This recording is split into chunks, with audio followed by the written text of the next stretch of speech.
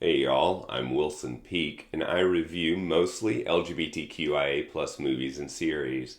I'm reviewing AMC's Interview with the Vampire, Episode 3, Is My Very Nature That of a Devil? There will be spoilers. Episode 3 has me pondering, does the burning of Louis and Daniel's interviews from the 1970s mean that the series is about to forge a very different direction from the novels, more so than I previously thought. The writers have thrown down the gauntlet. They've literally and dramatically burned the past. Is Tennessee Williams the spiritual godfather of this series? And will Louis and Lestat's open relationship allow their bloody bond to thrive?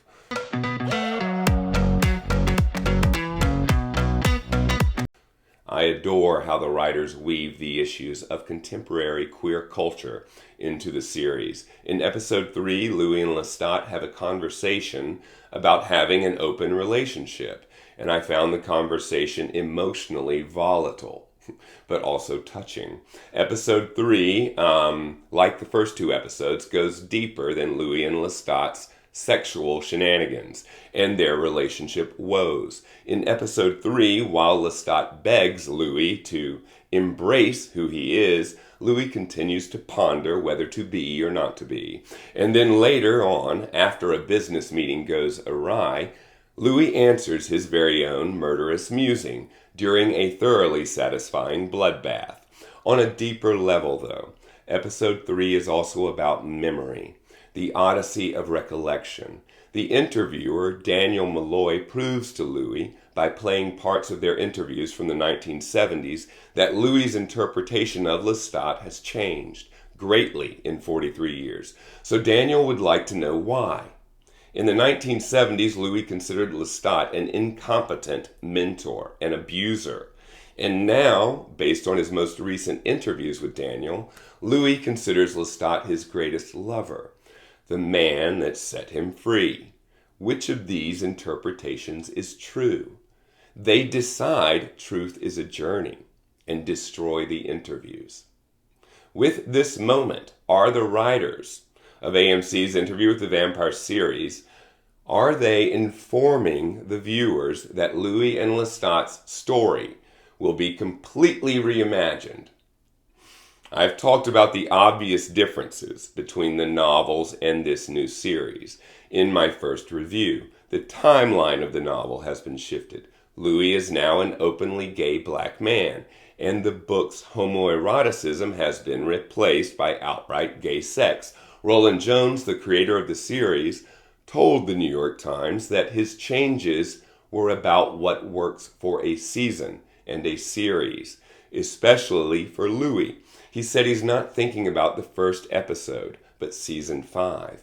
Roland Jones says he wanted a very complicated and ultimately selfish Louis, not a nice and sweet innocent. He goes on to say that what made the novel great is the interior life, but that makes for poor drama almost all the time. To assure fans of the novel, as he and the other writers worked, they kept one question in mind. What would this savage writer, meaning Anne Rice, do if she were in the writer's room right now in 2022? There's something inherent in this story, he says, that wants to be revisited every generation. And doing so is a celebration of Anne, not a desecration. Tennessee Williams helped. Episode 3 truly evoked Tennessee Williams for me. Even though Tennessee Williams would have only been about 6 years old in 1917, his interpretation of New Orleans lingers. The opening scene with Lestat and Louis in a park in New Orleans at night. For this scene, Louis could have easily quoted Tennessee. Our story is about memory. Being a memory play, it is dimly lighted. It is sentimental. It is not realistic. In memory, everything seems to happen to music, which explains the fiddle in the wings. The composer of the series, Daniel Hart, does indeed turn up the sentimental music. in the park, and when Louis has sex with his former lover, Jonah. His sex scene with Jonah is my favorite scene of the episode. The interviewer, Daniel, challenges Louis' recollection, and in doing so, the filmmakers create a truly magical moment between Louis and Jonah.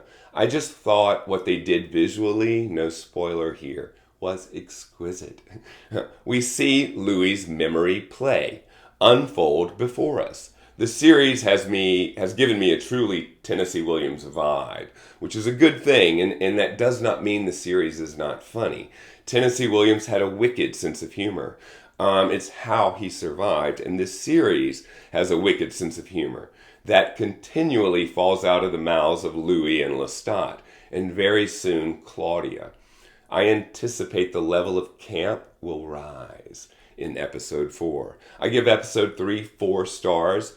Even though it's a little talky, 3 is a fairer assessment, but I adored the aspects of our modern queer relationships, the discussion about the odyssey of recollection, that Tennessee Williams feeling, the thrilling death of a very bad person, Louis' discovery about himself, and the promise of Claudia, which is where episode 3 has been leading us all along. For without Louis' ennui, there is no Claudia. All right, y'all. I'm loving Roland Jones's The Interview with the Vampire series. I'd love to hear your thoughts in the comments section.